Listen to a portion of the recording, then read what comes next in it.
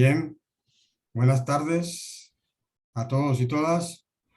Le damos la bienvenida a este evento que da el primer paso en la creación de un grupo de trabajo de la Facultad de Humanidades y apoyado por importantes personalidades del mundo académico que iniciamos desde el Centro de Investigaciones de la Facultad de Humanidades, con el apoyo y el respaldo de nuestro decano, el doctor Olmedo García, para tratar de suplir una falencia que ha tenido la facultad desde hace tiempo, que es la necesidad de un grupo de trabajo sobre estudios sobre la realidad africana y afrodescendiente de nuestro país. Es un área muy importante porque una buena proporción de nuestra población panameña tiene sus orígenes, tenemos nuestros genes provenientes de África, tenemos elementos culturales muy importantes que definen nuestro país en ese sentido, y en realidad la sociedad mantiene una política discriminatoria en muchos aspectos de ignorancia o de aceptar, pero estereotipadamente, los aportes de la cultura afrodescendiente de nuestro país. Y por eso se requería desde hace mucho tiempo un grupo de estudio, un grupo de trabajo sobre esta temática que ahora estamos iniciando.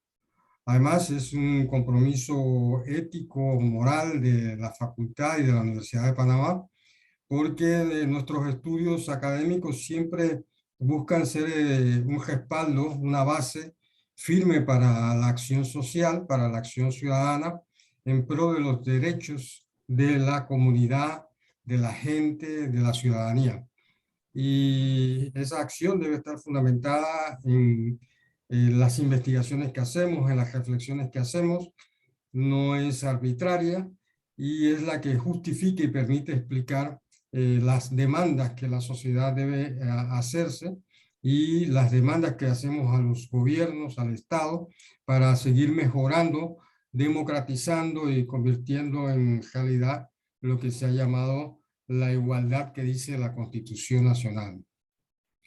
Entonces, en función de esto, el Centro de Investigación de la Facultad de Humanidades se honra en que la joven activista feminista, activista de los jóvenes afrodescendientes de nuestro país, luchadora social y estudiante de nuestra facultad, Nacheli Beitia, sea como quien dice la base sobre la que queremos construir este grupo de estudio de trabajo y con quien hemos coordinado, sobre todo a partir de sugerencias, ideas que nos ha aportado nuestro emérito profesor Gerardo Maloni, que ha sido un referente también para la creación de este grupo de trabajo y que a quien damos las gracias.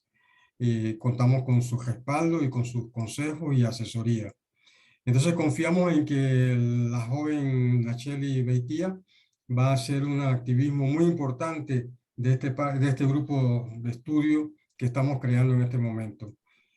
Y bueno, ella hoy nos va a presentar un equipo de dos personalidades académicas muy importantes, conocidas en nuestro medio, la doctora Lina Tojero y el doctor Francisco Herrera.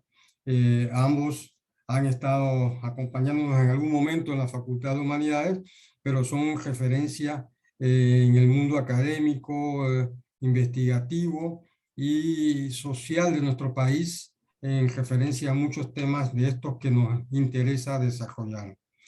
Entonces, sin más preámbulo, nosotros le damos la palabra a Nacheli para que presente a nuestros expositores en esta conferencia que es el puntapié inicial del grupo y que hemos titulado Identidades, Raza y Racismo. Nacheli.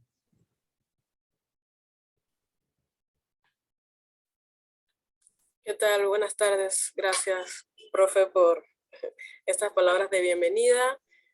Buenas tardes a todas las personas que están sintonizando desde el Facebook Live del Centro de Investigaciones de la Facultad de Humanidades para esta presentación.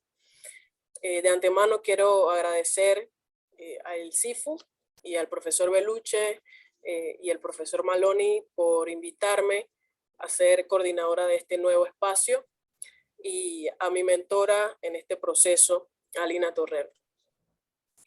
Para crear este espacio he redactado el manifiesto por el cual se regirán los objetivos y estructuras que motivan este grupo de estudios, y paso a leer.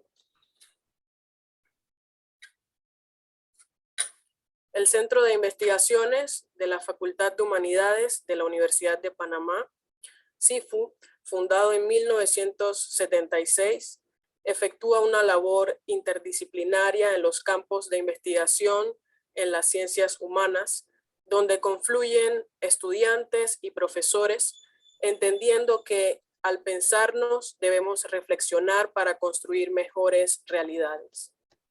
Con este objetivo en mente, se abre un espacio para los temas de género y raza, consolidando un área específica para temas sobre el África y la población afrodescendiente en Panamá. El Grupo de Estudios Africanos y Afrodescendientes da la bienvenida a toda la población universitaria, estudiantes y docentes, así como a la sociedad civil, a formar parte y trabajar vinculados en las diversas actividades que surgirán en el camino. Partimos de reconocer los diversos avances que han y hemos tenido la población afrodescendiente en Panamá a lo largo de la historia por la emancipación de nuestros cuerpos y territorios, a través de diversas luchas, exigencias, formas cotidianas de resistencia, reivindicaciones, tanto a niveles individuales como colectivos. Asimismo, el trabajo constante de rebasar el pensamiento hegemónico instaurado en la propia cotidianidad, afectando la vida y las culturas diversas. El Grupo de Estudios Africanos y Afrodescendientes dentro de la Facultad de Humanidades de la Universidad de Panamá busca, utilizando el pensamiento crítico como herramienta principal, seguir creando diálogos epistemológicos y dialécticos que permitan cuestionar el racismo histórico, colonial, patriarcal, inserto en las instituciones, en los medios de comunicación y en las propias familias, analizando los discursos, las prácticas y las consecuencias. El grupo no es un observatorio ni tiene como objetivo serlo. Es un espacio para diálogos, debates, círculos de lectura que permitan expresar nuestras experiencias, investigaciones, publicaciones y demás actividades, favoreciendo el pensamiento crítico en cada sujeto o sujeta, esperando siempre que esto genere el deseo y la acción hacia la transformación social. Desde que Panamá se independizó del régimen monárquico un 28 de noviembre de 1821 y la eliminación de la trata esclavista el 1 de enero de 1852 en la región aviayalense, han pasado 162 años y un bicentenario. Sin embargo, en la actualidad sigue vigente la impronta del racismo, parte del sistema patriarcal, supremacista blanco, hegemónico, en el tejido social panameño.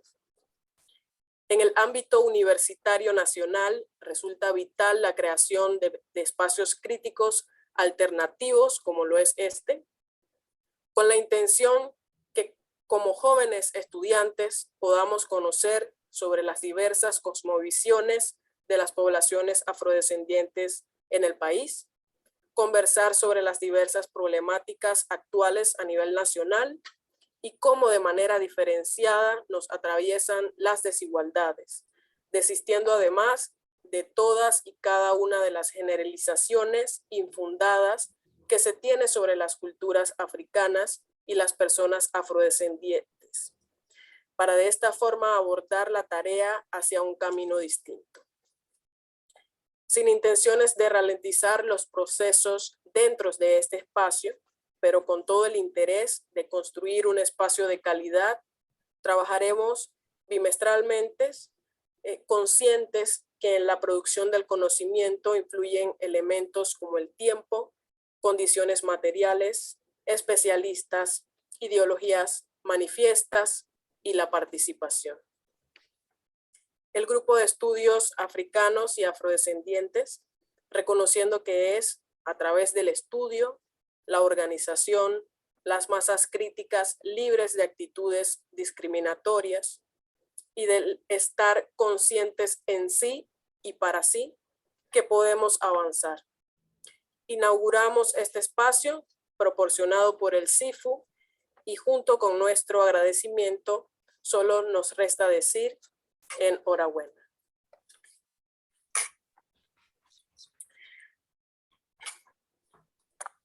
Bueno, como apertura a este nuevo espacio, damos inicio al conversatorio Identidades, Raza y Racismo.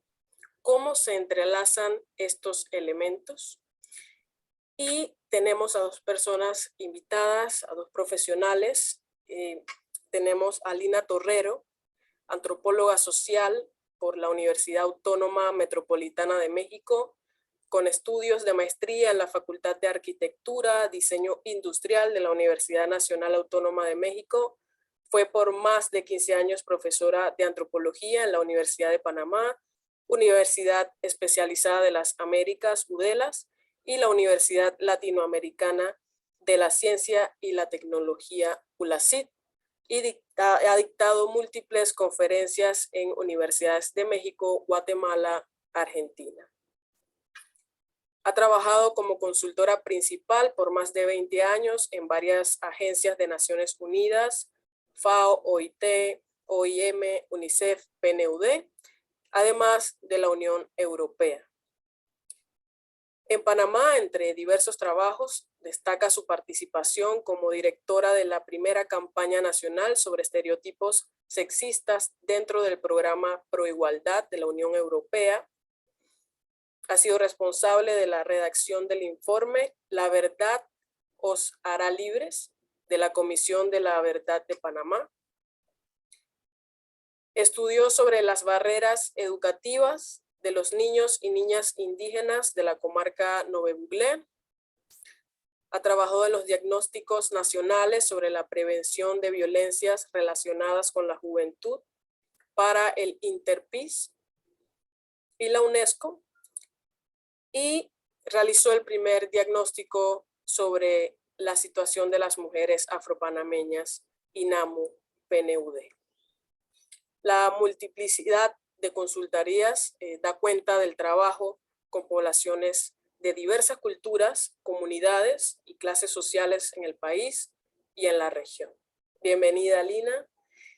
Y brevemente también les presento a nuestro siguiente invitado. Es Francisco Herrera, es profesor de Historia y Antropología en la Universidad de Panamá. Tiene una maestría en la Universidad de Gainesville en Antropología. Tiene una licenciatura de la Universidad de Panamá, de la Escuela de Historia y Filosofía. Ha sido director de la Dirección de Artesanías Nacionales en el Instituto Panameño de Turismo, director de la Dirección de Ecología Humana, Educación Ambiental en el INRENARE. Su área de investigación se relaciona con las relaciones Estado y comunidad indígena en Panamá. Y algunas de sus publicaciones más recientes son las demandas de los pueblos indígenas sobre la tierra, los pueblos indígenas en el umbral del nuevo milenio, las migraciones indígenas, antecedentes y consecuencias, mujeres en la ruta urbana. Ha sido consultor en varios proyectos de investigación sobre pescadores en Darién, Bocas del Toro, para definir el humedal de Matusagarati en Darién como área protegida. Además, en el proyecto de investigación Mapeo Comunitario en 5 comunidades noves en la comarca Nove Buglé, miembro del equipo investigador, consultor para el Banco Interamericano de Desarrollo, consulta comunitaria a la población cuna de Gunayala para la formulación de un plan de desarrollo regional para Gunayala. Sin duda, pues bienvenidos a este espacio, bienvenidos y bienvenidas a este espacio. Y en esta línea me surge la primera duda para dar inicio y nos gustaría entrar en tema. Sería, ¿cómo ustedes valoran desde una experiencia profesional la creación del grupo de estudios africanos y afrodescendientes? ¿Y cómo pueden aportar y cómo puede aportar a la discusión de estos temas en Panamá? El que quiera comenzar, adelante y bienvenido, bienvenida nuevamente. Bueno, buenas tardes, Nash. Buenas tardes, Olmedo, Francisco y a todas las personas que nos escuchan en esta tarde. La verdad que me siento muy contenta de este momento, en especial porque yo creo en la población estudiantil en Panamá, porque mi experiencia en la docencia me dejó también el grato sabor de boca de que es posible hacer cosas distintas y producir gente con herramientas, conocimientos que pueda ir transformando la realidad en la que le toca desenvolverse. Y en ese sentido, yo creo que el crear un espacio como este dentro del ámbito universitario y el ámbito de la Universidad de Panamá, que muchas veces pareciera estar ausente de lo que está pasando en el país, yo creo que abre nuevas puertas y abre nuevas puertas para el conocimiento informado, para el que está llamado el ámbito universitario, el conocimiento informado, crítico, donde converjan diversas posiciones. Y ojalá este espacio permita la reflexión tan necesaria y la producción de conocimiento crítico respecto a un tema tan sensitivo como todo lo que tenga que ver con las desigualdades, con la dominación y la explotación de cualquier tipo de persona en este país. Y aunque está enfocado esencialmente a situaciones de poblaciones provenientes del África y afrodescendientes, o sea, la población de la diáspora y cómo está situada en Panamá, yo creo que una de las grandes discusiones y retos que tendrá que plantearse el grupo es que el objetivo último es poder ayudar a superar todas las formas de explotación y de dominio que puedan estar agrediendo a cualquier persona.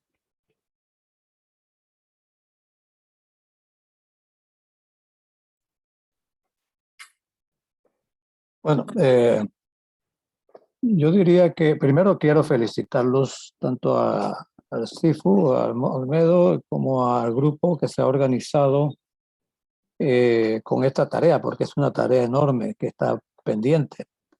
Y que lo felicito precisamente porque, como decía Olmedo al principio, es una falencia que casi podría decirse que es imperdonable y que la universidad no lo hubiera vivido hace años, porque la población afrodescendiente en Panamá pues es tan visible, tan presente, tan activa en muchos aspectos de la economía y de la política del país, que no se hubiera establecido un programa de esa naturaleza, que en muchas otras partes ya existe, en donde hay poblaciones afrodescendientes. Yo recuerdo que una vez estuve en una gira en Barbados y recordaba que una buena parte de la población que vino a Panamá a trabajar en el canal fue precisamente de Barbados. Y me llamaba la atención que no tuviéramos ni siquiera un programa dirigido a unas relaciones académicas entre el área del Caribe afrodescendiente y Panamá.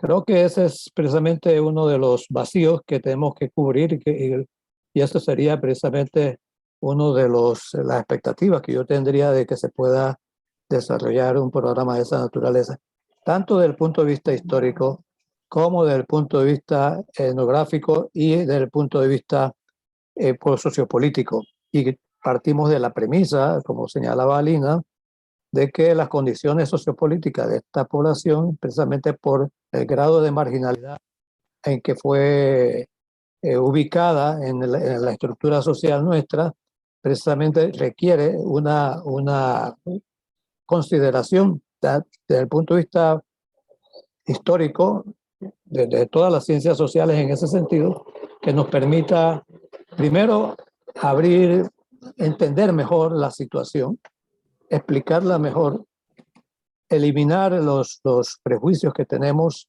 prejuicios que vienen de muchas partes y que también hemos construido. Entonces, ese sería mi aporte en esta pregunta que haces, Nash, y por lo tanto reitero las felicitaciones por la creación del grupo.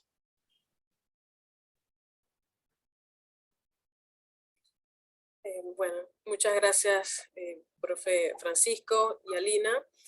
En torno a lo que están diciendo y han mencionado, quisiera que nos saber, de pronto las personas que están acá, recordarles que pueden dejar sus preguntas en el Facebook Live y al final se van a leer los comentarios, preguntas que tengan puntualmente para los expositores.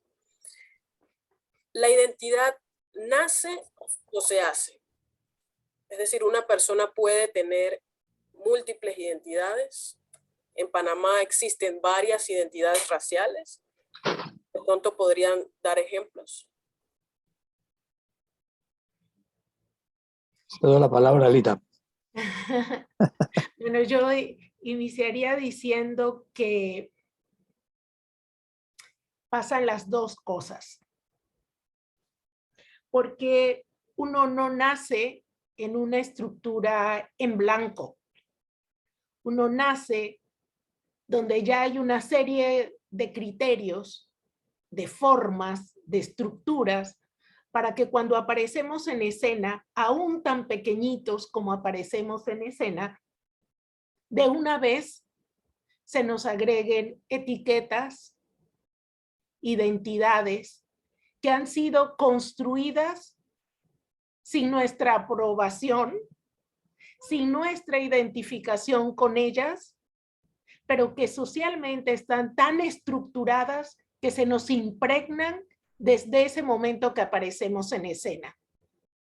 Y entre esas identidades está hijo de sutana y de mengano, con apellido tal. Inmediatamente se nos asigna una identidad a partir del hospital en el que nacemos y de las condiciones en las que nacemos. Pobres, ricos, clase medieros. Desde la estructura religiosa en la que vamos a ser envueltos, inmediatamente se nos signa de esa manera, se nos signa como hombre o mujer, ¿sí? Y con cada una de estas asignaciones identitarias tienen un significado dependiendo del momento histórico en el que nacemos, dependiendo del país en el que nacemos. Entonces, nacemos ya en una estructura que nos va a asignar, de darnos significado, de significancia. Y de igual manera, hay identidades que a lo largo de nuestra vida, nosotros nos vamos a adscribir a ellas, vamos a adquirirla, como también va a haber identidades que vamos a rechazar. O sea, yo puedo nacer hija de fulano de tal. Pero ¿cuántos a lo largo del camino inclusive renuncian al apellido paterno o materno por diferentes razones. Yo puedo nacer con una identidad por mi sexo y a lo largo de la vida yo puedo generar o sentirme más identificada con otra categoría de género. Yo puedo ser signada como blanca, negra, pobre, y a lo largo del tiempo esa es una identidad que puede variar, como puedo adquirirla también. Entonces, creo que en ese sentido es por eso que cualquier persona, a la edad que sea, en sí misma contiene múltiples identidades, múltiples, porque las identidades son construidas. Entonces hay que tener muy claro que a lo largo del camino van apareciendo unas, perdiéndose otras. Por ejemplo, la identidad de afrodescendiente. Esa es una identidad muy reciente, a la que se siente convocada mucha gente y mucha gente no.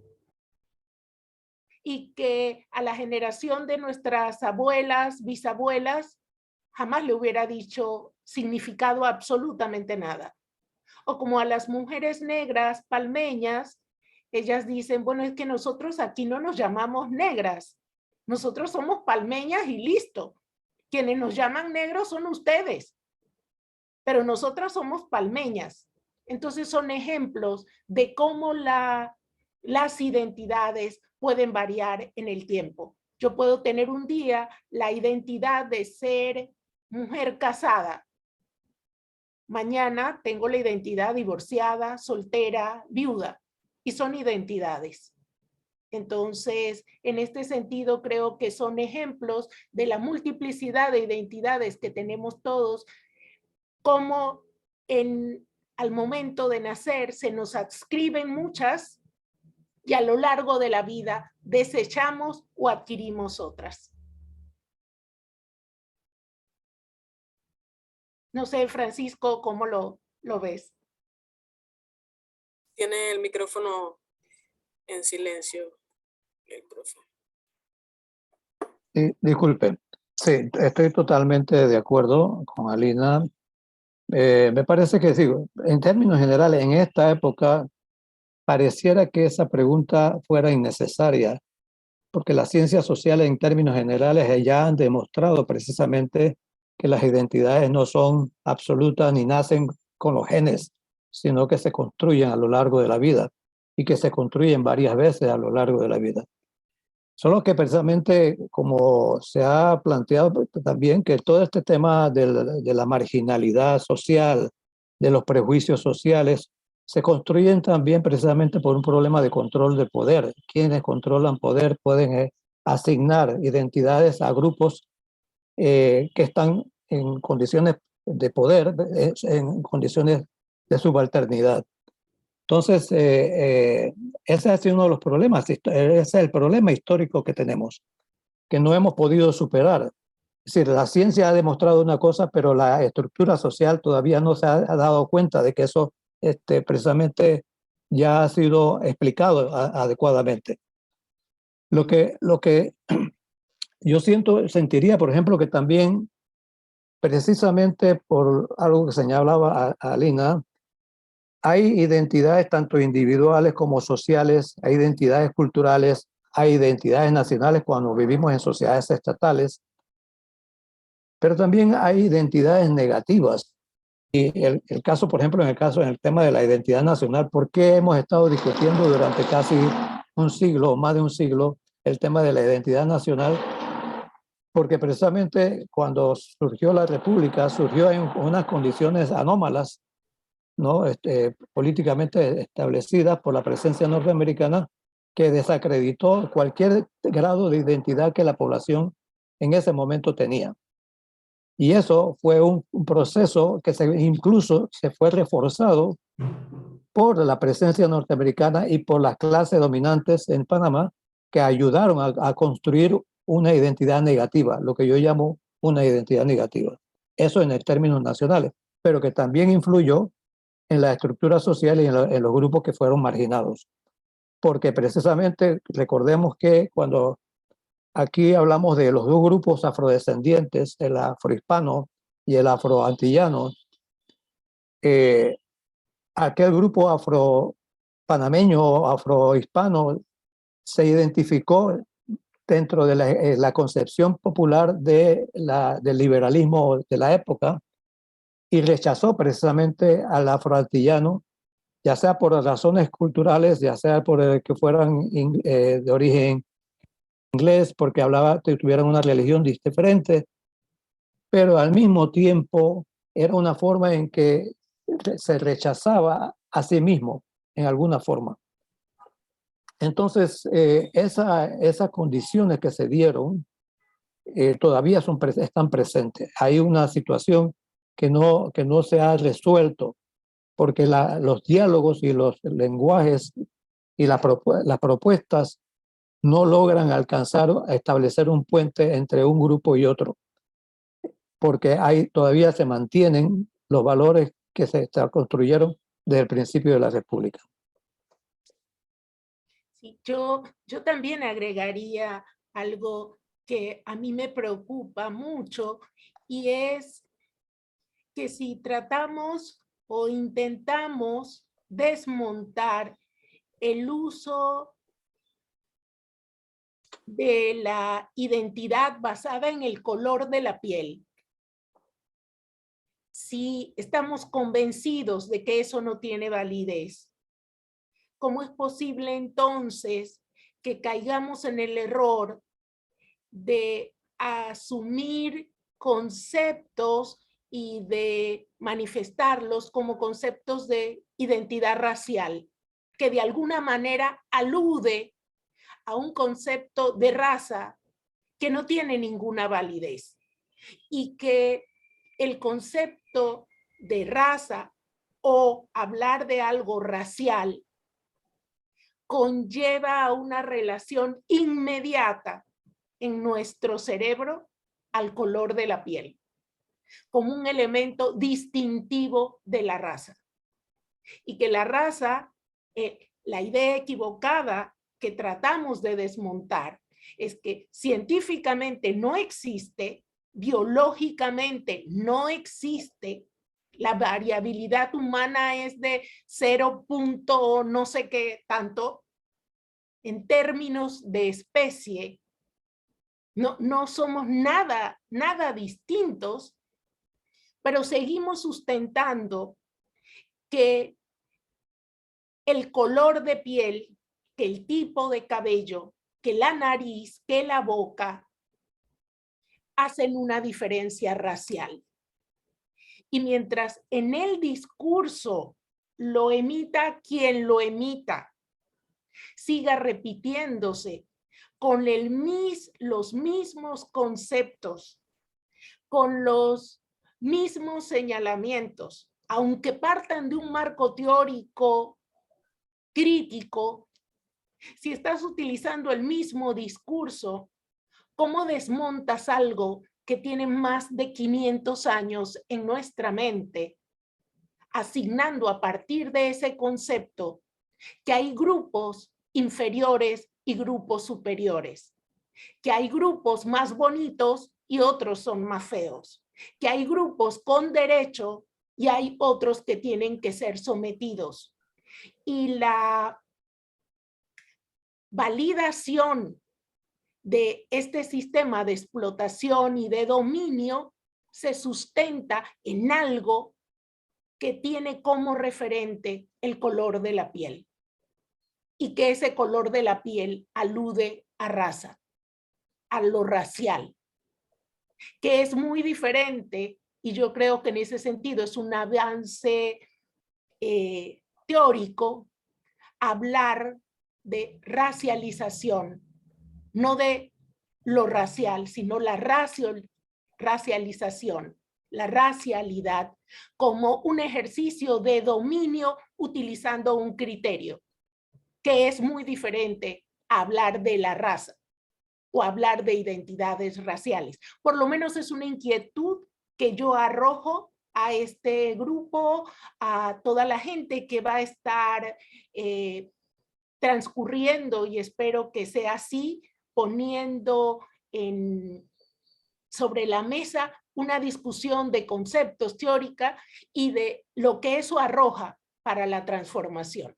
Y yo creo que lo primerito es desmontar de nuestro discurso, además como académicos, todo lo que alude a seguir justificando en nuestro imaginario 500 años de dominación ideológica que sustentan un sistema de explotación y de opresión a todo el mundo, porque esto no es algo que nada más afecta a la población afrodescendiente o a la población nobe o a la población cuna o a la población china. No, no, nos afecta a todos como humanidad.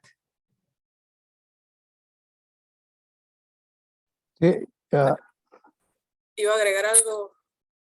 sí. ¿Me están escuchando? Sí. Sí. Ok. Sí, sí, me gustaría agregar que este concepto de raza, como lo ha planteado Alina, primero que las ciencias biológicas ya han demostrado precisamente que no tiene valor en significado científico.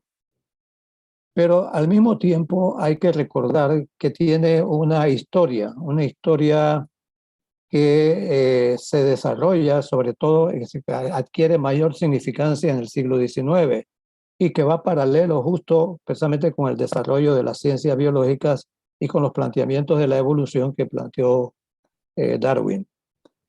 Pero tenía una vertiente, por ejemplo, popular, que en alguna forma, por ejemplo, Justo Arosemena llegó a utilizar el concepto de raza de una manera muy general, muy genérica, cuando hablaba de los norteamericanos como la raza americana, por ejemplo, para referirse a cualidades de esa sociedad que hoy llamaríamos sociales y culturales, para nada biológicas. Pero que es probable que también él estuviera pensando en la existencia de una conexión directa entre biología y cultura. No lo sabemos en la práctica, pero esa era parte del lenguaje de entonces.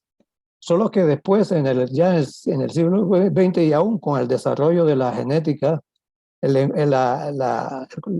sentido de la palabra, el término raza, quiere adquirir un sentido supuestamente científico, que eso es lo que conduce precisamente a todas las propuestas de mediados del siglo XIX hasta la época de Hitler, a las propuestas de racistas y de eliminación de razas y particulares.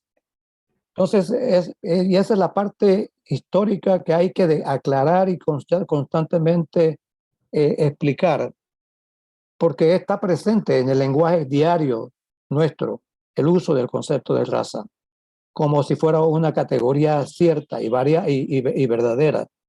Y ese es el punto que hay que ir a insistir en que no tiene significado y hace tiempo que dejó de tenerlo, pero que todavía sigue jugando su papel en el lenguaje diario.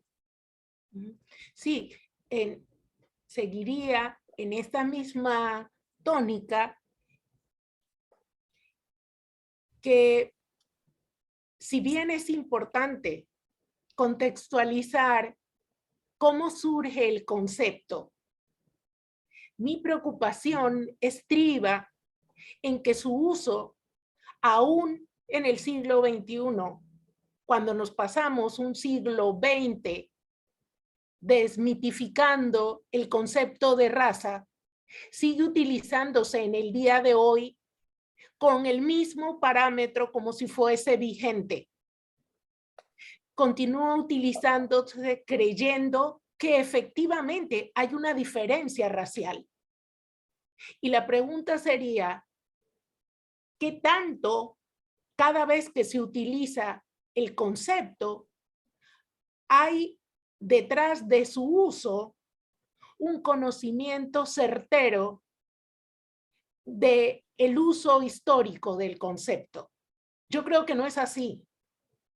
Creo que inclusive entre colegas nuestros Es triste aludir que pasa, pero pasa, cuando es que, no, es que la raza negra, no es que ellos la raza indígena. Entonces, si pasa entre la gente más informada, es papel de espacios como este, poner en discusión el por qué no es válido, pero también es darle la vuelta en el sentido de superar errores que están todavía lastimando al tejido social. Errores que cuando nace un niño pobre en el Hospital Santo Tomás, por lo general, va a adquirir una identidad en función de algo que no debiera ser, que es el color de su piel. Y es la relación real y en el imaginario que un color de piel está ligado también a una condición económica y a una condición económica desventajosa. Pero nadie se pone a ver por qué es desventajosa.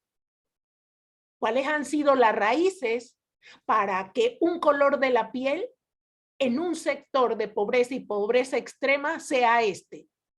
Y un color de la piel sea representado en los grupos de poder. Eso no quiere decir que no haya gente con diferentes colores de piel en los sistemas de poder o en los sistemas de explotación. Pero sí hay un referente social, y lo más triste es, como verdad mundial, transnacional, que tal color se asocia a determinado poder y tal color se asocia a carencias y carencias extremas. Entonces, si bien hay necesidad de contextualizar cualquiera de nuestros análisis, no nos podemos quedar solamente en eso y seguir utilizando el concepto de raza, aunque lo liguemos a identidad racial. ¿Cómo vamos a superar entonces las cosas? La gente seguimos reproduciendo la confusión y el enredo. Y estamos llamados como a poderle generar a la gente claridad y particularmente a la población infante que crezca con un discurso liberador. Ya es tiempo de ofrecerle un discurso donde ellos no sean reducidos con esquemas de este tipo. Muchas gracias, Francisco y Alina, muy interesante esto. Y en efecto, entendiendo esto que han mencionado, y aunque ya entraron en detalles, quisiera preguntarles, y por lo más conceptual, hablan de raza. Ahora bien, raza y etnia, ¿qué significan estos conceptos? ¿Cómo los utilizamos? ¿Y cómo afectan este utilizarlos en las sociedades? Adelante, Francisco, Alina. Francisco, Bueno, te dejo la palabra. sí, bueno, el concepto creo que hemos explicado algo del concepto de raza, que es polisémico, lo hemos descartado, pero el concepto de etnia, por ejemplo, adquiere también un significado importante en el siglo XIX, precisamente con el desarrollo de las ciencias sociales y particularmente de la etnología, que era la categoría del campo de investigación que comenzó a desarrollar a mediados del siglo XIX para estudiar precisamente grupos ajenos a las sociedades europeas, o sea, aquellas que fueron colonizadas y que tenían características totalmente diferentes al desarrollo de las sociedades europeas. Entonces, el concepto de etnia tiene un significado referente a sociedades generalmente llamadas tribales, primitivas, etcétera, que las ciencias como la etnología comenzó a plantearse como tema y problema. Pero al mismo tiempo, etnia y raza comienzan a cruzarse en el lenguaje común también, porque precisamente como siempre el concepto de raza, que tenía una condición de esencialidad y de determinismo, si una población determinada tenía determinadas características físicas o somáticas, como ha señalado Alina, se le consideraba básicamente como si fuera una especie diferente y totalmente ajena a las poblaciones europeas. Y de esa manera, entonces, raza y etnia llegaron a casi a cruzarse como si fueran conceptos similares o desarrollándose o evolucionando paralelamente. El concepto de etnia sigue utilizándose, pero si ustedes recuerden o pueden pensar en el caso actual nuestro, usamos, por ejemplo, el concepto de etnia para referirnos básicamente a dos grupos, al grupo afrodescendiente o a los grupos afrodescendientes y a los grupos indígenas. Y no nos damos cuenta que en el término o el concepto técnico que tiene etnia es básicamente un referente para indicar poblaciones que tienen características culturales determinadas. Y en ese sentido, cualquier sociedad, cualquier grupo se comportaría como un grupo étnico en la medida en que tiene una identidad referente a esas costumbres o prácticas, ya sea porque es identificado por otro grupo o por ellos mismos, y en esa forma se expresan como un grupo especial o diferente. El caso de los cunas, el caso de los afrodescendientes, pero también el caso de los santeños, que no admitirían hoy que se les llamara grupo étnico, pero eso se comportan como grupos étnicos desde el punto de vista técnico. Entonces, ese es un concepto que también tiene algunos de los problemas que tiene, es precisamente que no hemos precisado su significado académico o científico para el nivel de la comunidad popular. Sí, creo que también, retomando lo que dice Francisco, es que otrora el término raza y en esto la antropología, se desvincula de él, deja a un lado esta terminología, cómo entonces hablar, cómo referirse a lo que es diferente de la propuesta occidental dominante. Y aparece también un concepto nuevo que va a ser el de etnia, donde la otredad, todo lo que va a ser diferente a la propuesta occidental, ahora va a ser estudiado en términos de grupos culturales. Pero subyace a ese estudio cultural también una idea de que hay culturas superiores y que la propuesta cultural que avala a los grupos étnicos es que hay grupos culturales más civilizados que otros. Y todavía se sigue creyendo el error de que hay grupos con cultura y grupos que no tienen cultura. Entonces, esto que señalaba Francisco, de muchas veces el concepto raza y etnia se traslapan para en momentos históricos distintos, cada uno asumir exactamente la misma condición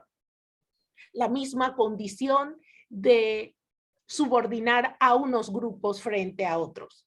Por eso, en los estudios de antropología y en las ciencias sociales, y hoy aquellas personas medianamente informadas que ya no van a decir raza, dicen, el grupo étnico afropanameño.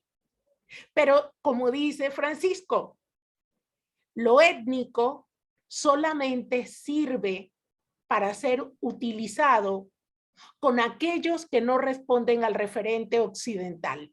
Es decir, cualquier denominación indígena de muchos pueblos del Asia, los gitanos son un grupo étnico, muchas poblaciones de Australia, o sea, todo lo que no responde a eso. Por eso los kunas, los emberás, los bribri, o los afrodescendientes o negros van a entrar dentro de la categoría étnica. Pero por esa misma razón a la que aludo, los santeños jamás asumirían ser un grupo étnico, porque no se sienten menos. Y la categoría de etnia la ligamos a una condición de subalternidad. Y por esa misma razón, si nosotros le dijéramos a un grupo hebreo o le dijéramos a un grupo sirio, que es un grupo étnico, o en España a la gente de Cataluña o a la gente de Sevilla, que son grupos étnicos, estallarían. No porque el concepto teórico no los abrigue. Claro que los abriga. Lo que sucede es que el sustrato del concepto no se sienten identificados con eso, porque ellos no son menos. Entonces, hay un gran dilema en la reflexión antropológica y desde las ciencias sociales para los discursos que hemos aprendido. Y con toda la propuesta que hay en el siglo XXI del pensamiento decolonial y de construir mucho de lo que nos ha conformado, es una tarea de todos los días y es una tarea que nos está costando mucho porque nuestra forma de interpretar nuestra realidad, la conformación de nuestros países ha sido determinada por el pensamiento occidental, europeo, dominante. Y sus categorías no están desligadas de un pensamiento de dominio y de colonialidad. Entonces, sí se traslapan etnia y raza. Hoy, antes, la discriminación, inclusive científica, era racial. Hoy la discriminación, en términos de diferenciarnos, es la categoría étnica, es la categoría cultural. Y allí, el gran mito del respeto a la diversidad cultural. Que bueno, eso sería otro tema de discusión, pero es un gran mito. ¿Qué es la diversidad cultural? ¿A quiénes se les aplica la diversidad cultural? ¿Para quiénes se pide el respeto de la diversidad cultural? ¿A qué culturas? No a todas. Hay unas que ya lo tienen. Nosotros tenemos que pedir el respeto a la diversidad cultural, porque eso tiene que aparecer como un derecho, porque sigue subsistiendo la idea de culturas menores, inferiores, dominadas, subalternas, oprimidas, explotadas. Sigue señalándose así. Y desde el poder, América Latina sigue siendo por debajo de otras culturas.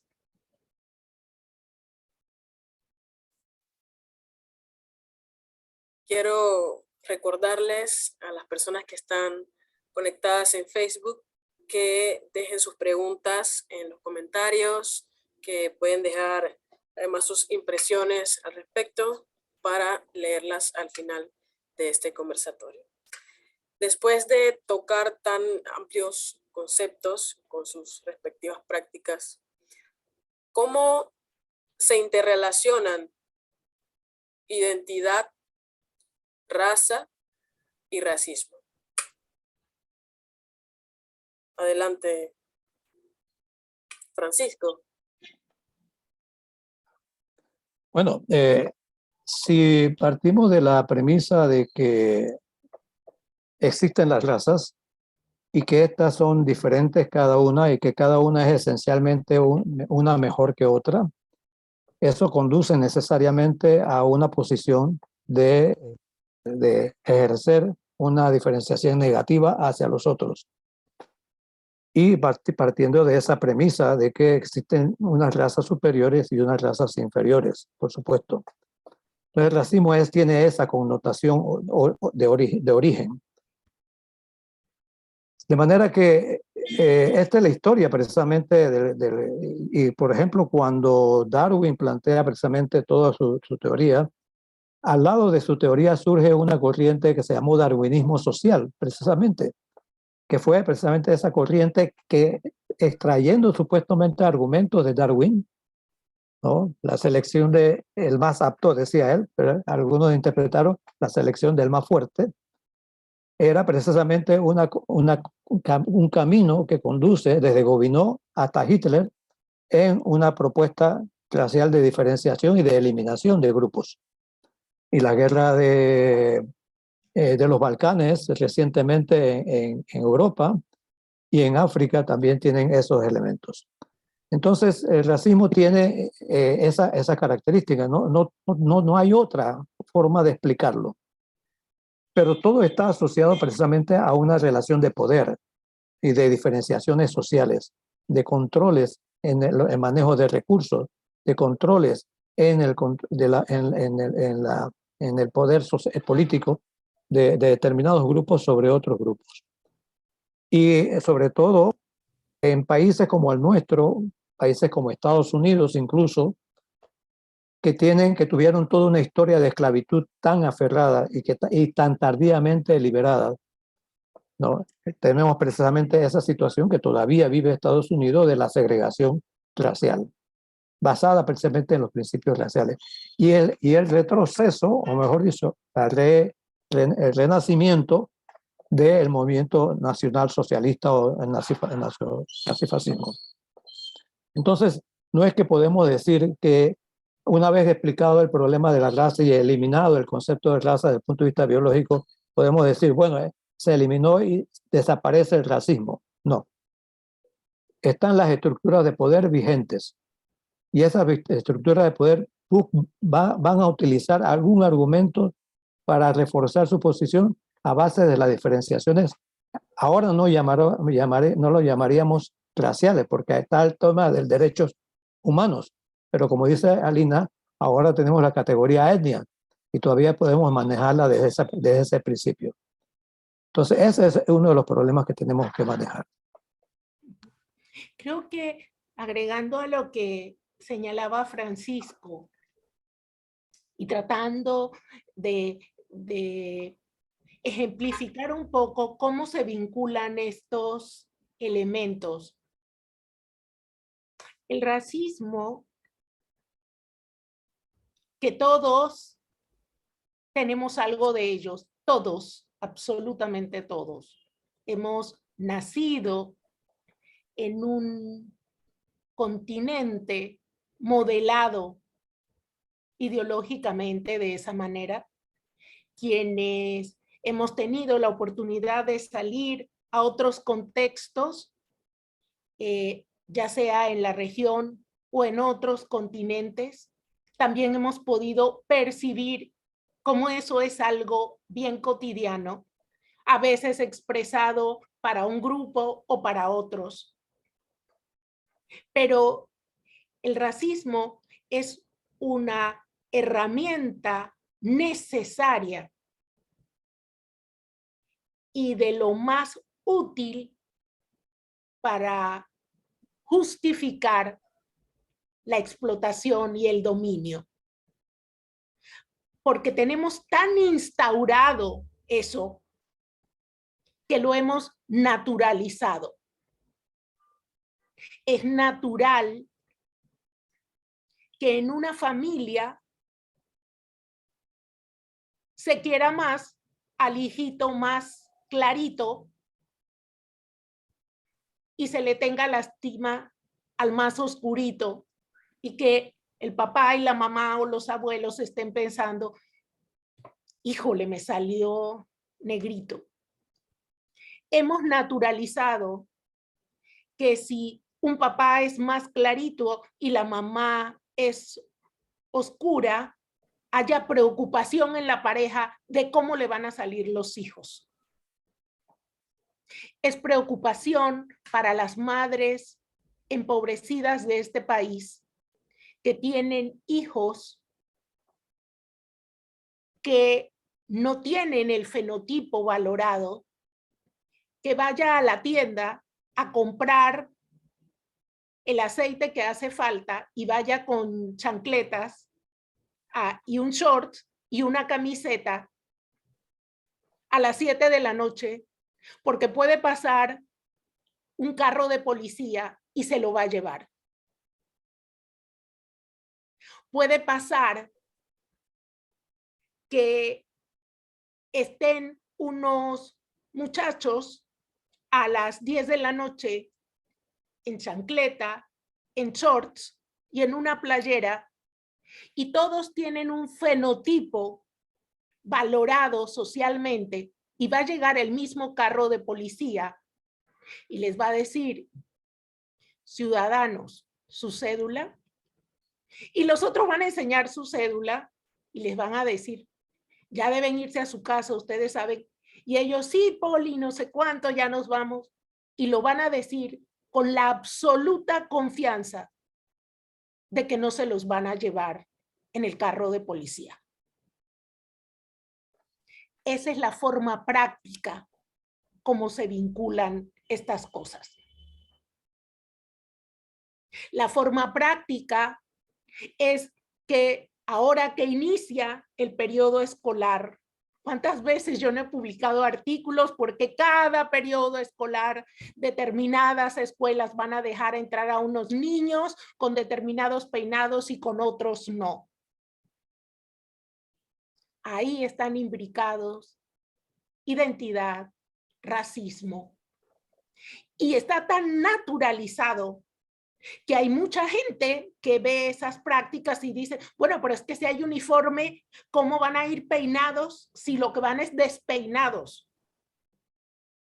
Y si tú le dices a esa persona que ese comentario es racista, te va a decir que tú eres, me van a decir a mí, es que usted es ñángara para decirme comunista.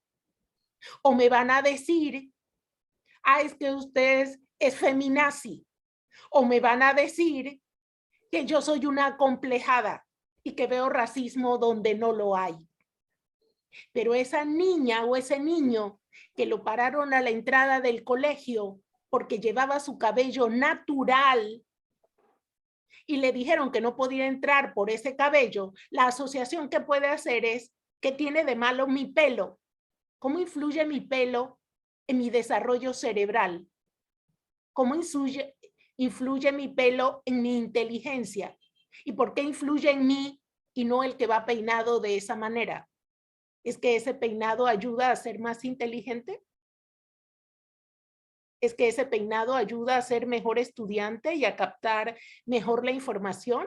¿Puedes procesar mejor la información si tienes el cabello lacio a si lo tienes crespo? La cosa no va por allí, yo estoy siendo irónica. La cosa va precisamente porque tu cabello tiene una valoración negativa. La niña en los preescolares, aún, repito, aún en un preescolar donde pagas, porque también eso hay que tenerlo claro, no todas las personas dentro de esas identidades infravaloradas son pobres, no. También hay gente rica. Bueno, no nos vayamos lejos. Tenemos diputadas afrodescendientes. Tenemos empresarios afrodescendientes. Y la primera potencia del mundo tuvo un presidente afrodescendiente.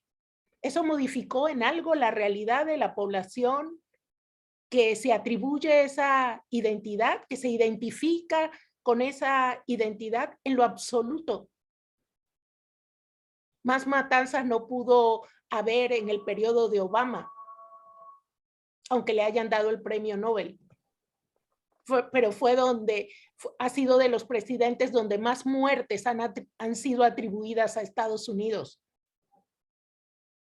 O por ejemplo, hablaba de los preescolares, dando clases en la Universidad de Panamá a estudiantes para ser profesionales en preescolar.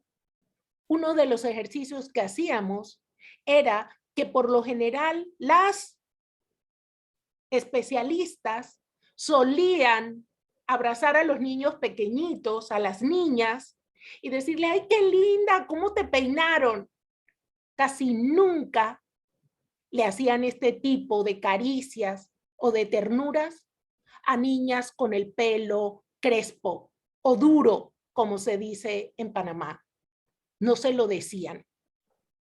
Y las niñas en preescolar, miren la edad en la que estoy hablando, y las niñas, hubo varios testimonios que recogimos de niñas que decían, es que maestra, y es que mi cabello, maestra, yo quiero que me toque mi cabello, maestra, o que le decían a la mamá que la maestra nunca les tocaba su cabello. Podríamos enumerar montones de ejemplos de manifestaciones cotidianas. El mismo hecho, por ejemplo, y con esto cierro, el mismo hecho de la exotización del cuerpo y de los cuerpos.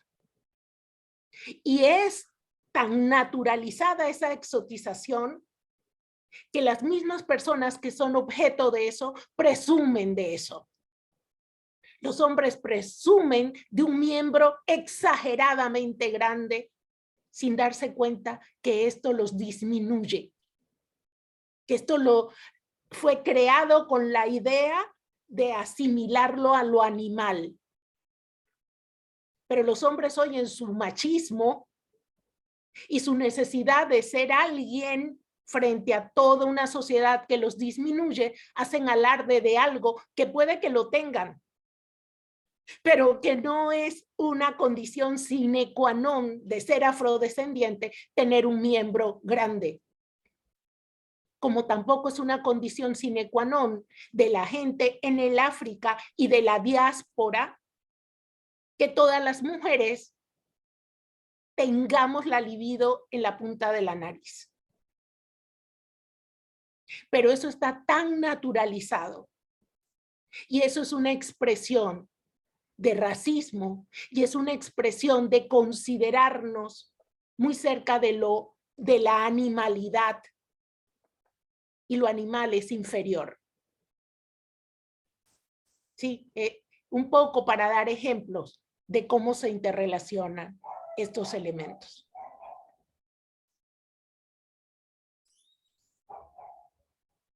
Voy a leer algunos comentarios que nos han dejado acá en el Facebook. Nos manda Génesis Vega. Saludos, profesores Herrera, Beluche y a todos. Miroslao Herrera dice, ¿por qué en esos barrios no hay agua, escuelas dañadas y sobrepobladas? No hay buenos servicios de salud, no hay servicios comunitarios, no son pobres porque no son negros, porque son negros, son víctimas de un sistema oligárquico y nepotista.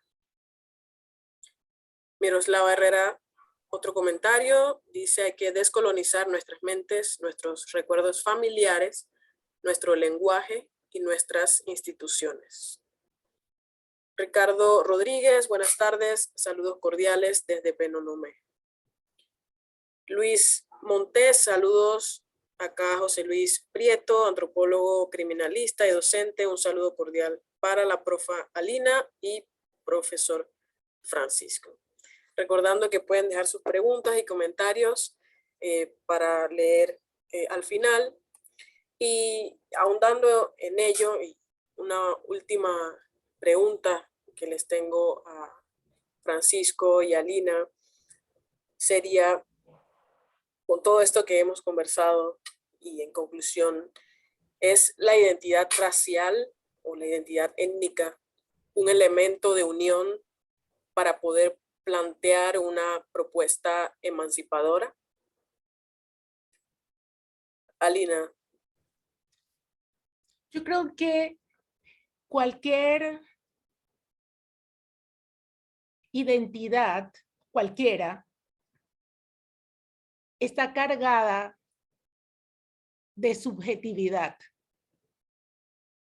está cargada de emocionalidad, y que el riesgo es que a esa emocionalidad se le dé el carácter transformador, se le dé el carácter científico, se le dé el carácter determinista. Y ese es un riesgo de cualquier identidad. Cualquier identidad puede constituirse en una convocatoria a un grupo que se exalta y corre el gran riesgo de que se convierta en un esencialismo que no es tal. Esto lo podemos ver, hay historias enormes a lo largo de la evolución humana donde se ha aludido a identidades con ese nombre o no, pero respondiendo a lo mismo, identidades religiosas, identidades raciales,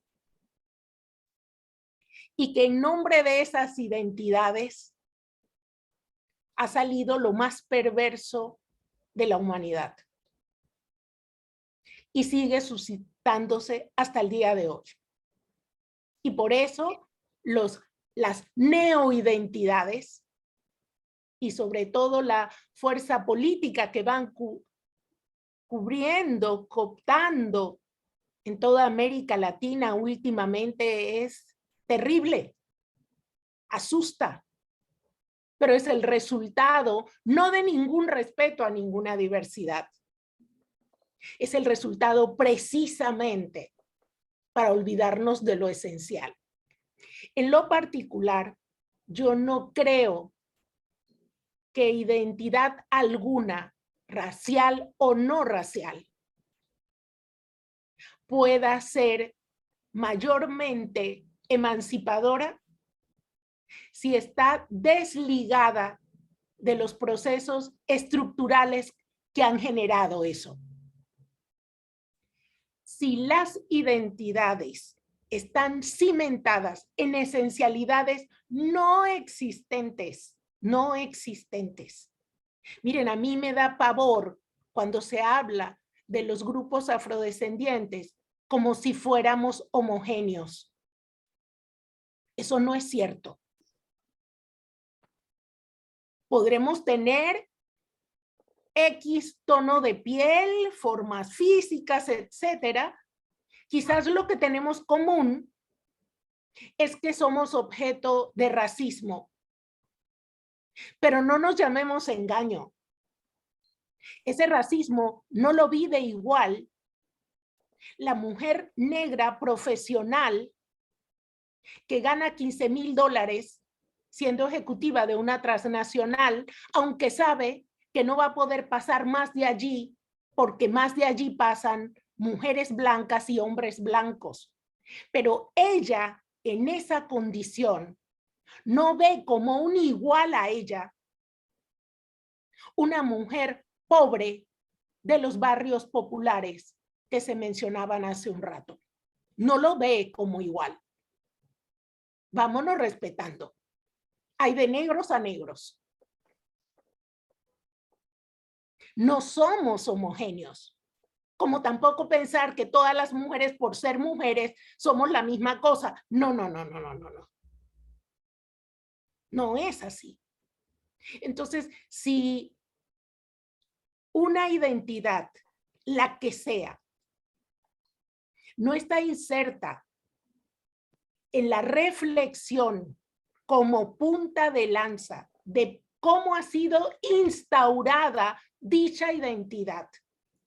¿Quiénes la están sustentando? ¿Para qué se está sustentando? Yo no creo que pueda ser emancipadora. Si en Panamá la identidad nacional, cuando estaba el tema de soberanía nacional, eso duró un tiempo nada más. Y duró en determinados sectores con fuerza, aunque se adscribieron sectores que uno no hubiese pensado. Fueron los menos. Pero esa identidad permitió aglutinar en un momento histórico una lucha particular. Y después de eso, como a lo que se quería era precisamente volver a lo que se había eliminado, todo lo que ha implicado en este país como lucha nacional se vino abajo. Y la identidad panameña, si hay tal, cada vez es más difusa, más golpeada, más abierta, la gente se siente que no sabe qué es.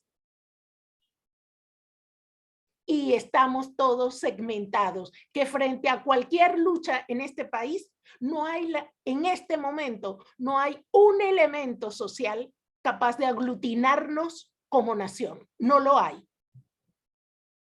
Por más que todos seamos panameños, si queremos ver la identidad como panameños.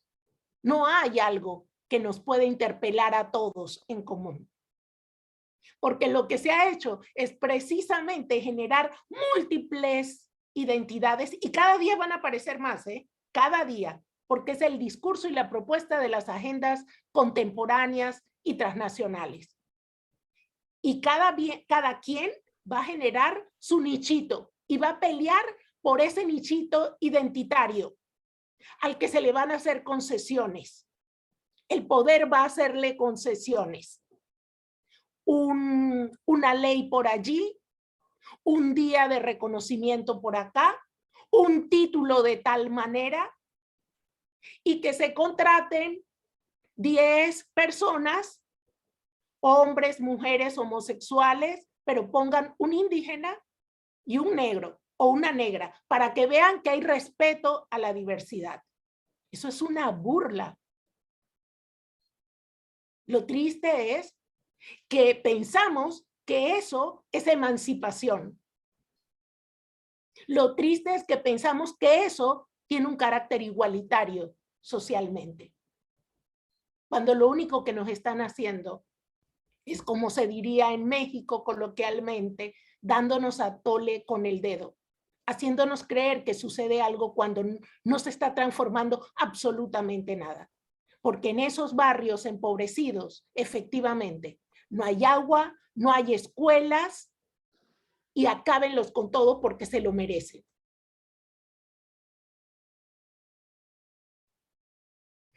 Bueno, es lo que yo pienso. Muy bien, adelante, Francisco. Bueno,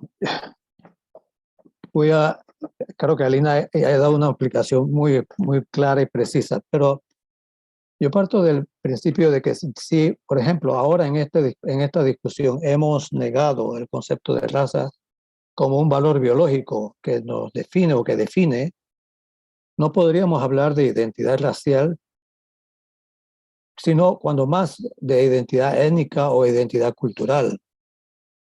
Siempre que se le quite las arandelas de los prejuicios que a veces los grupos cargan, ya sea por inducción o por aprendizaje sin darse cuenta. Esa sería la propuesta emancipadora principal, borrar el concepto de raza como definitorio.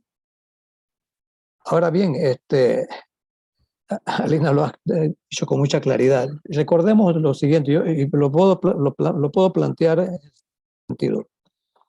Yo recuerdo que en los años cuando se comenzaba a hablar de los grupos humanos, la doctora Araúz hablaba de los grupos indígenas y hacía exposiciones sobre el tema.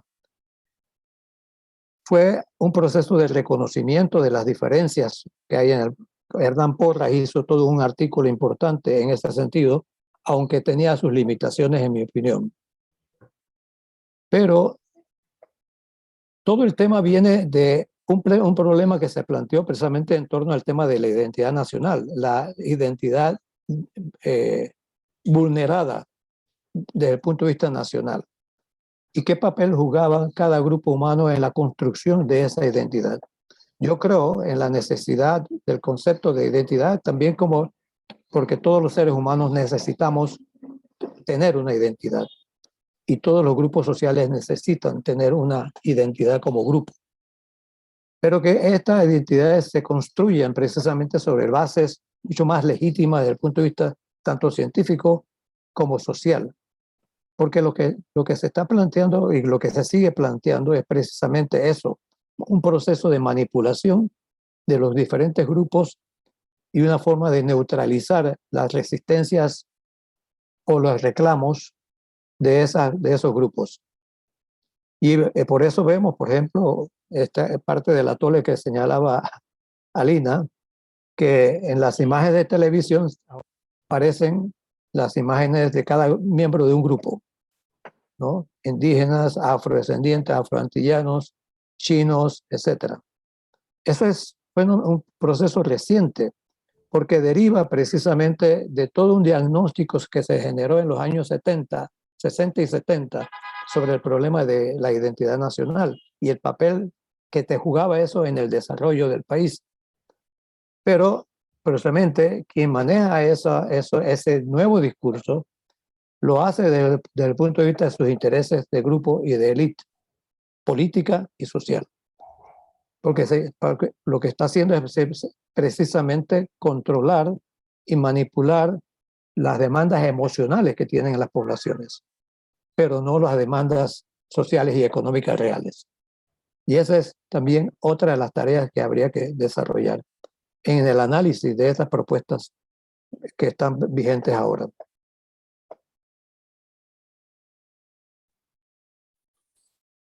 Muy interesante, en definitiva, este intercambio.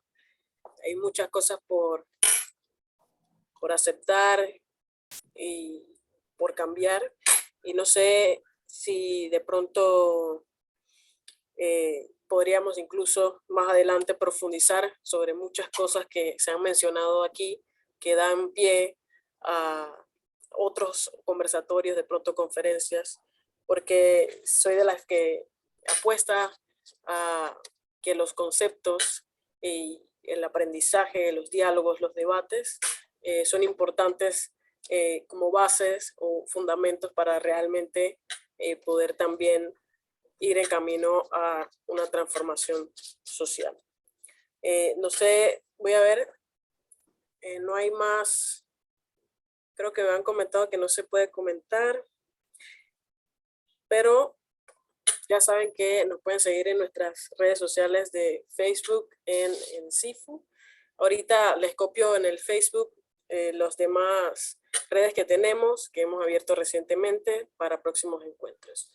No sé si la compañera Alina, Francisco, quisieran agregar algunas palabras de cierre para este conversatorio, incluso el profesor Olmedo Beluche.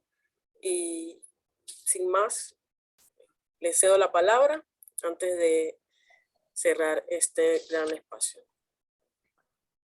Bueno, yo diría que como señalé al inicio, es bien importante espacios de este tipo.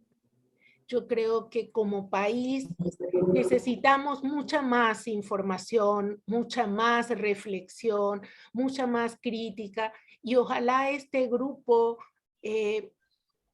pueda ser el espacio para que otras personas con ideas similares, contrarias, novedosas, con investigaciones, con diferentes inquietudes, también aprovechen este espacio para la discusión, para el diálogo. La controversia no es un problema, a eso no hay que tenerle miedo. Estar en desacuerdo con algo enriquece cualquier crecimiento y mucho más en lo referente a la producción de conocimiento. Entonces yo creo que hay que sumar más espacios como estos, más temas como estos y recordar lo que decía tenemos 500 años, 500 y un bicentenario encima, dándonos un discurso completamente diferente. Es muy difícil, pero yo sigo apostando porque vayamos desmontando esto y yo sigo apostando por esa infancia disminuida, desprotegida, y ojalá en este año que inician clases ya próximamente no tengamos la triste noticia de niños y niñas chiquititos que en su primer día de clases tienen el gran haber de ser rechazados por ser las personas que son, y que a lo que tendríamos que apuntar todas las personas del mundo, todas y en el mundo, es precisamente a colocar en el centro de la vida a todas las personas del mundo en igualdad de condiciones.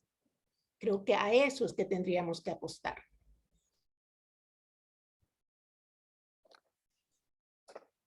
Bueno, yo quiero agradecerle sobre todo a profesor Olmedo y a Nash la invitación, y a Lina pues a acompañarnos en este conversatorio que me parece bastante rico. Yo creo que si no debe haber crítica, yo espero que las haya, y que nos ha permitido, incluso me ha obligado a mí a pensar en algunos temas que había dejado un poco de lado hace algún tiempo.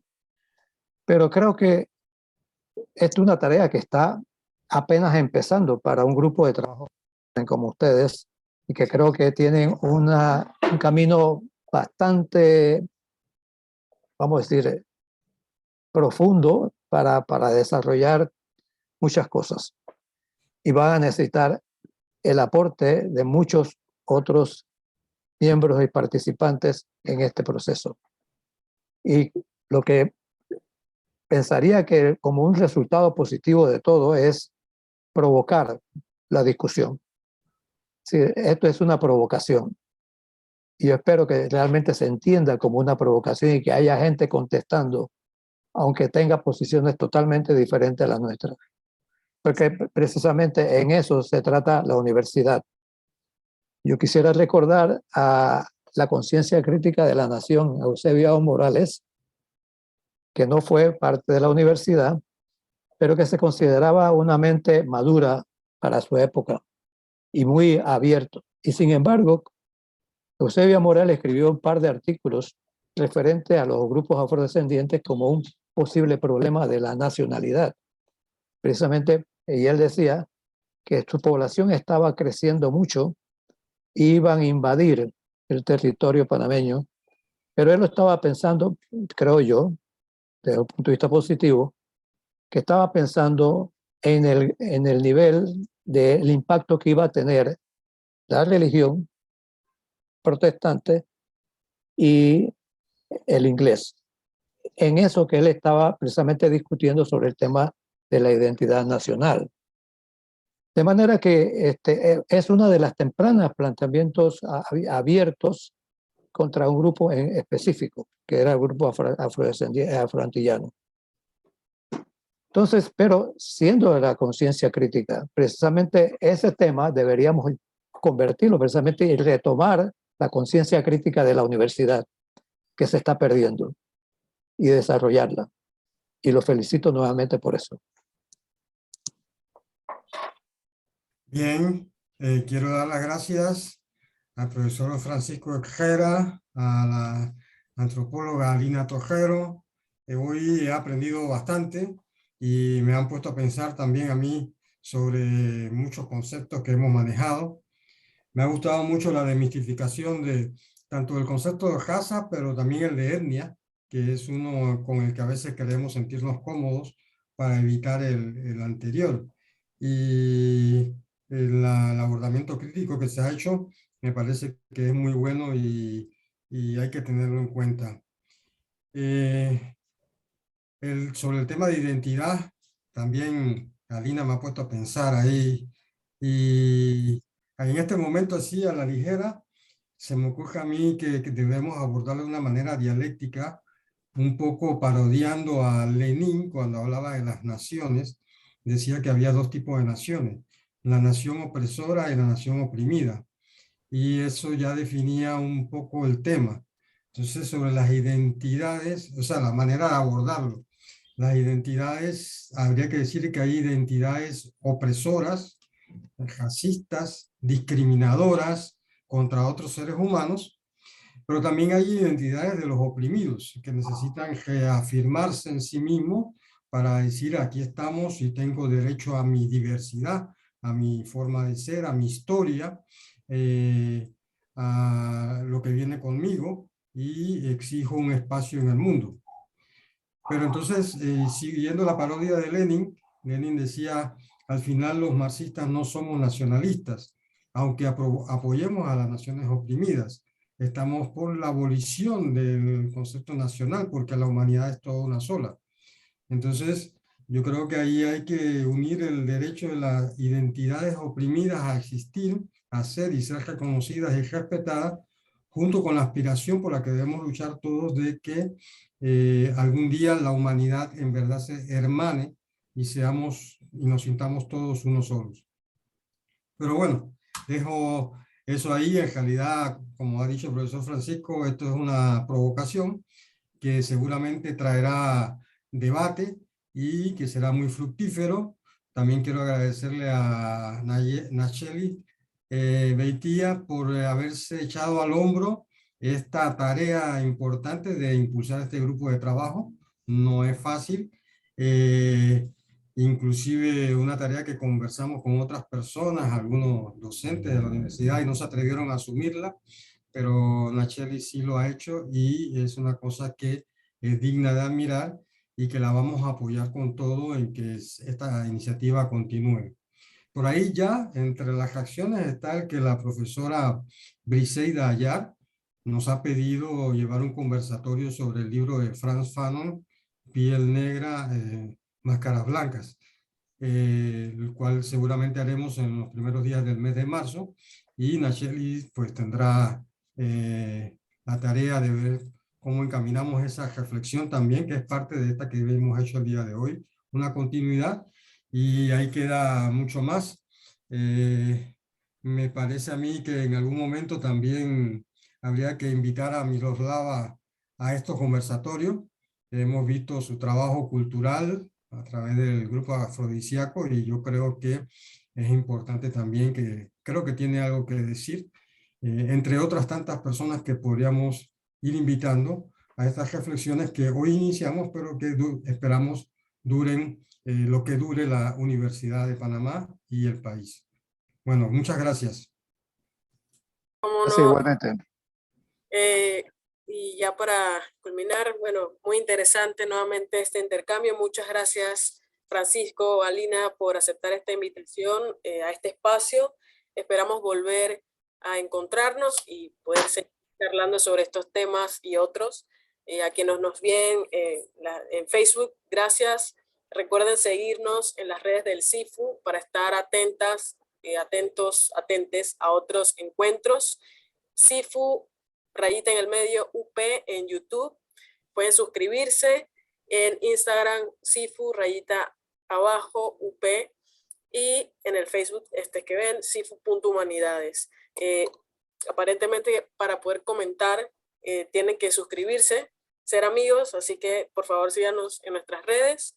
Y recordando que este grupo no es un observatorio ni tiene como objetivo serlo.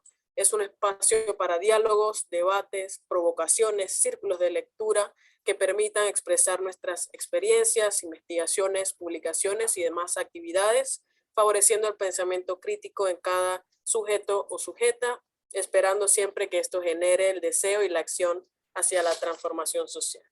Esta ha sido la inauguración del Grupo de Estudios Africanos y Afrodescendientes. Un saludo para todas las personas y nos vemos pronto.